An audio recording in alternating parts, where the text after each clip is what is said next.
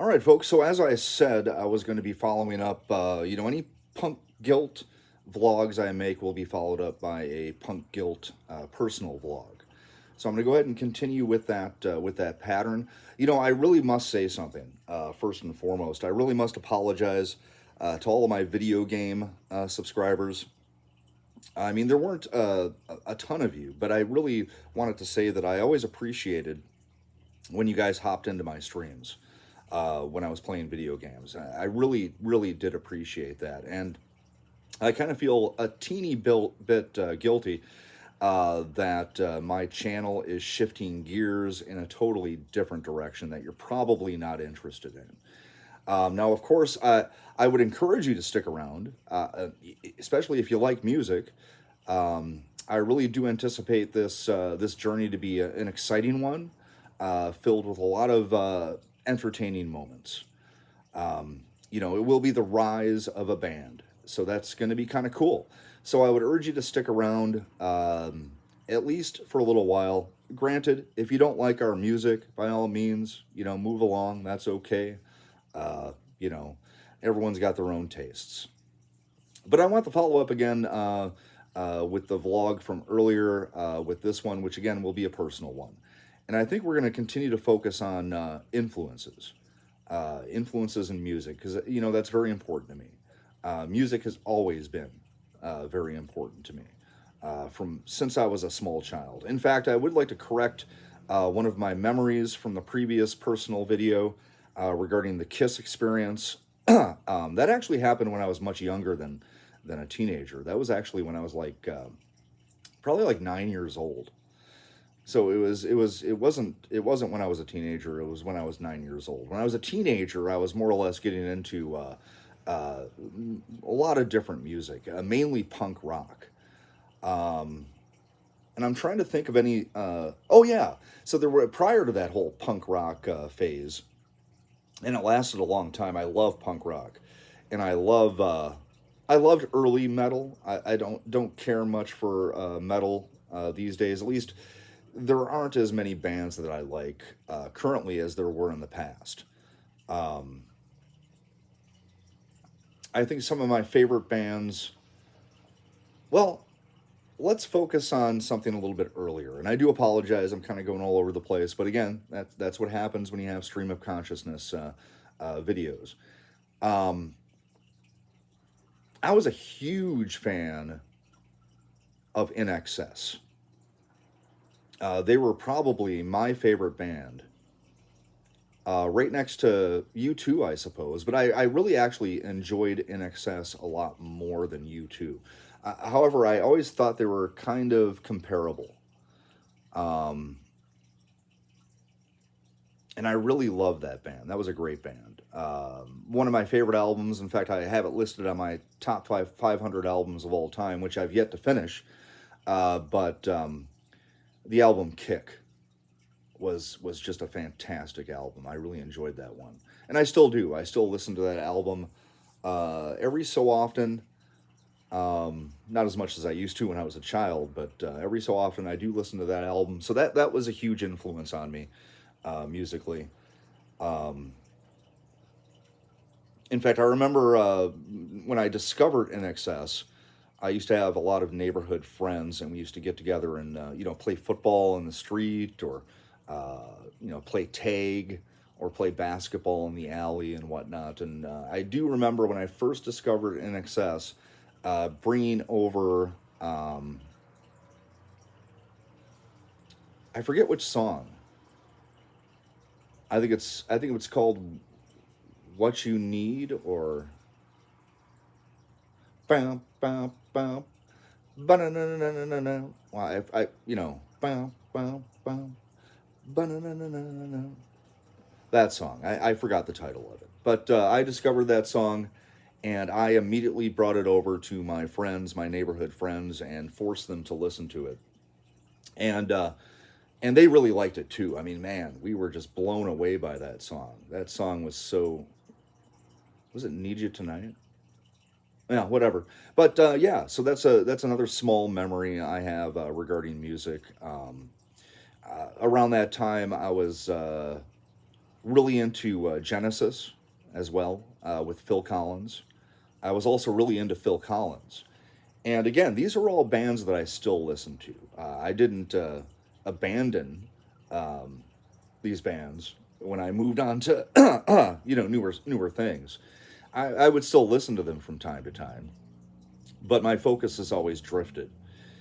So Genesis, Phil Collins, NXS, U2, Flock of Seagulls. I was a still again listen to Flock of Seagulls. I've got one of their albums on my top 500.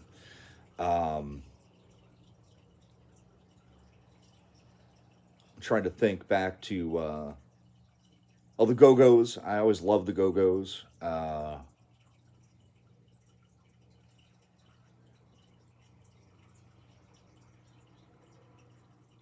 I'm just trying to think of all these bands. There's a lot of bands that I just love. I was even actually listening to a little bit of the Clash at that point.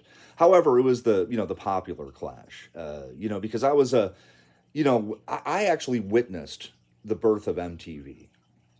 We actually got together as a family to watch the birth of MTV. I was there right when it happened. Uh, and I believe the first song played on MTV was Video Killed the Radio Star. And that was always a favorite of mine. I think it was a one hit wonder kind of band. I believe they were called the Buggles, if I'm not mistaken. Yeah, so I mean, I was right there when MTV started. And whenever I would go over to my grandparents' house, and it didn't matter which grandparents, it would either be my from my dad's side or my mom's side, I would immediately want to watch MTV. And I would sit there and watch MTV for as long as I was there. I mean, for hours. For hours. And of course, I heard The Clash on MTV with Rock the Casbah. And to be honest, when I was a kid, I really hated that song. Whenever it came on, I was always, oh God, this again. I never really liked that song. It was almost like, kind of like the Police with Every Breath You Take. Though I am a Clash fan. I love the Clash. I love the Police. But whenever Rock the Casbah came on, oh, I'd want to go do something else. And same thing would happen with Every Breath You Take by the Police. Oh, that song is just, man, I can't stand that song. Uh, I mean, the song is well done. Don't get me wrong, but it's just, oh man, it's torturous to have to listen to those songs. I really can't stand them. But back then, there were so many great bands. It was like a huge explosion of music back in the early '80s. Just a huge explosion. Men at Work. That's another band that I'll occasionally listen to them still. Midnight Oil. I will occasionally listen to them still. Another great band. Um, yeah, so yeah, I was hugely influenced by MTV, and that was back when there was nothing but music on MTV. And of course, I stopped watching MTV probably when I became a teenager and started, making music for myself. Because that's when I started making music for myself was when I was a teenager, and I kind of stopped watching MTV. Of course, it didn't help that I didn't have cable, and I wasn't always going over to my grandparents' house as a teenager. I largely started breaking away from, those childhood patterns of constantly visiting with your family when I was a teenager, and I started developing my own tastes and my own direction in life. And my first direction in life was music. That's what I wanted to do. I wanted to be a musician. I wanted to be in a band. I wanted to write my own songs, and actually, that's how it all turned out for me. That's what I've done. I've done that, and I'd like to continue to do it.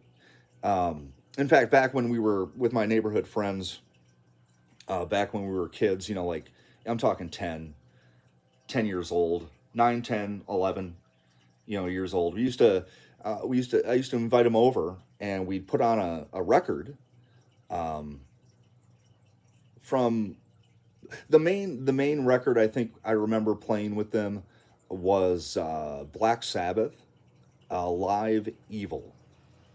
That was a big record in my room during that time. And I was a huge metal fan back then as well when I was like 9, 10, 11. Just huge metal fan. Wasp, Dokken was a big one for me. Twisted Sister. But anyway, I digress. I used to invite him over, and we'd get these tennis rackets out, and it was me, a friend named Steve, a friend named Bob, and my brother, and sometimes Jimmy. I think Jimmy might have done it. I really can't remember.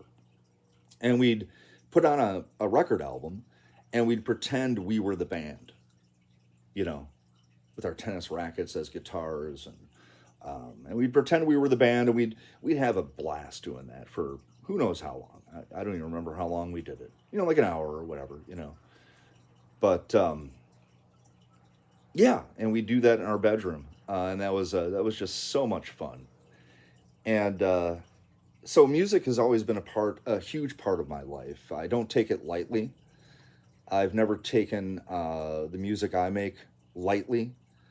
Um, the one thing I never liked about music, though, and this always made an impression upon me, even as a young person, is that I never liked the lifestyle that accompanies most musicians. I just never have. I never wanted to make music to do drugs, to party all the time, to get laid, or be promiscuous. And I always thought those aspects of the music business and music on a whole was just so uh, unappetizing to myself.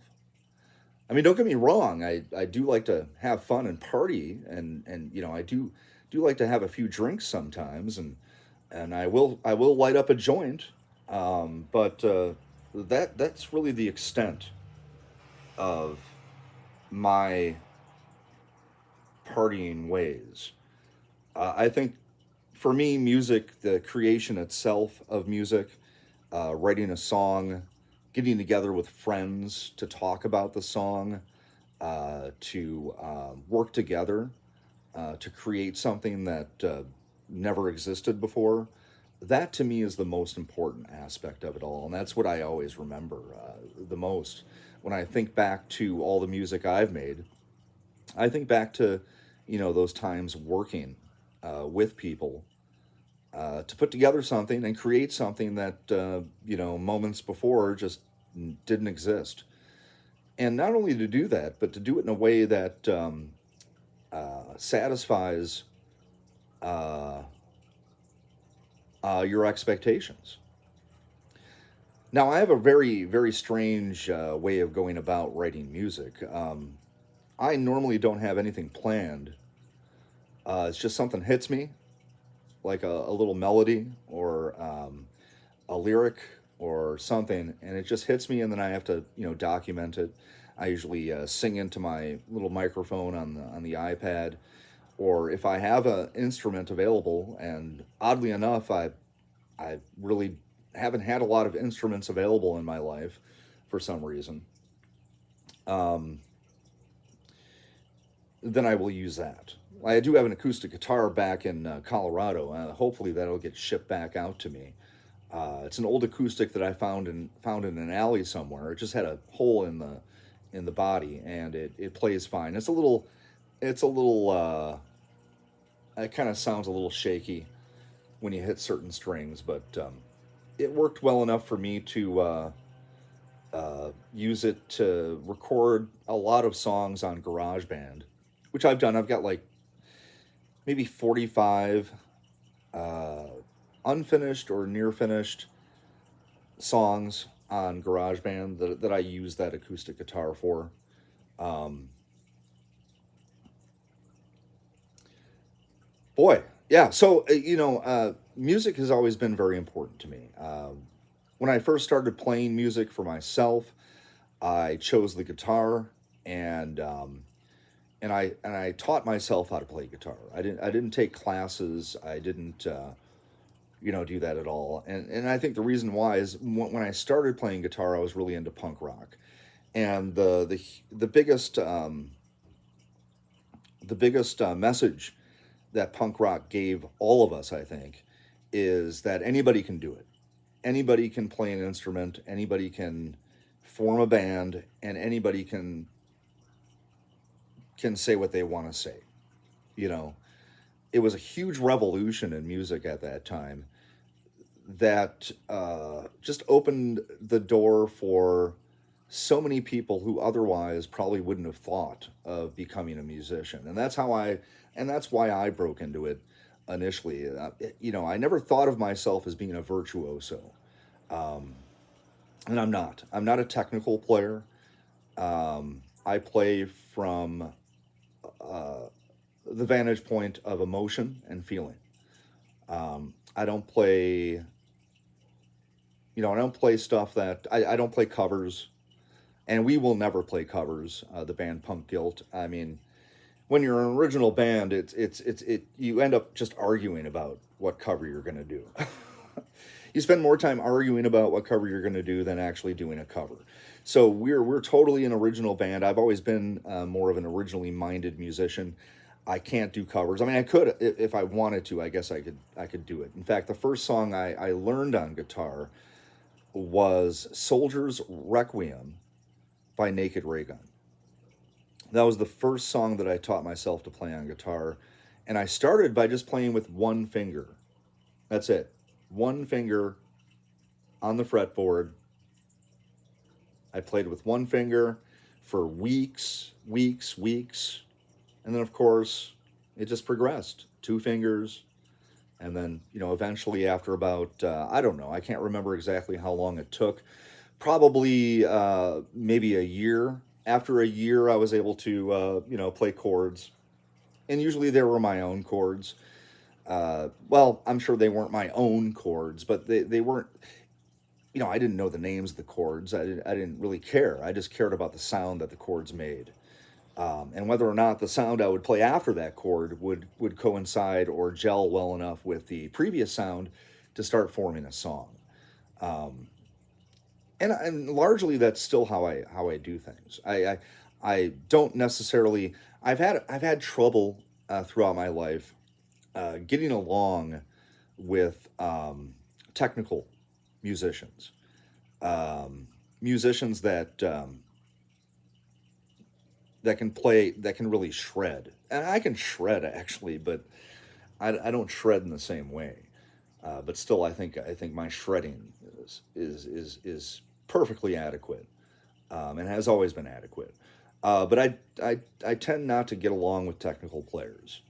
Um, I find that, and also, a lot of people they get upset when you say you play original songs. A lot of folks get a little upset with that. I'm not sure why, but it tends to piss people off. Oh, who are you? You playing original songs? Who do you think you are? You know. In fact, I remember at our last Punk Guilt show before the pandemic hit, the sound guy comes up to me and he's like, "What do you think you're going to be, Kurt Cobain?" And I'm like, "What? What are you talking about, man? I'm here to have fun and play music with friends." It's just the attitude some people have. It's just really, it's obnoxious. I try not to be an obnoxious person filled with attitude. I don't walk around like my shit don't stink. Um, yeah. So yeah, I just wanted to run through some influences, some memories. I think I threw a bunch of bands out there that I'm sure a lot of people will know, and I'm sure a lot of people have loved. Um, and yeah, I'm just kind of gonna wing it each time I do this, and I don't want to make it too long, so I think I'm gonna head out. Again, please like and subscribe if you're interested in taking along on this journey of recreating this band and making an album and all the things that happen as a result. I think it's going to be a lot of fun. I really do. And again, we're a positive band. We really are. We're a positive band. Nobody in our band is going to be doing hard drugs or doing stupid shit like that. We're a very easygoing group of people, and our message, the message of the band, is a positive one. I mean, essentially, the biggest message of punk guilt is the message of getting knocked down time and time again, but refusing to lay down. That's what it's about. That's what the messages of these songs are all about, is perseverance. Um, that's what it is. So, uh, yeah. So don't be afraid. We're not going to be, throwing some crazy, grindcore at you or anything like that. Although I do like some grindcore, um, I I don't like the grindcore with the dark messaging. I really don't. I just don't jive with that. That's not who I am. But there is some grindcore out there that doesn't have that dark messaging. I think the band I can think of just offhand is Deaf Heaven. I really enjoy them. I like Deaf Heaven. Um, they're probably one of my favorite. I don't know if they're really grindcore, but they're kind of grindcore. Screamo, um, but normally Screamo doesn't really appeal to me. Um, yeah, so I'm gonna head out now. I do want to thank everybody for listening. I really appreciate it. I know I get all over the place. Hopefully, as time progresses, I'll be able to give you guys a little bit more of a distilled experience. It'll still be a stream of consciousness, but hopefully practice makes perfect. So hopefully, the more I do this, the more skilled I become in getting my thoughts out, and there won't be as much jumping around so much. All right, folks, have a great day.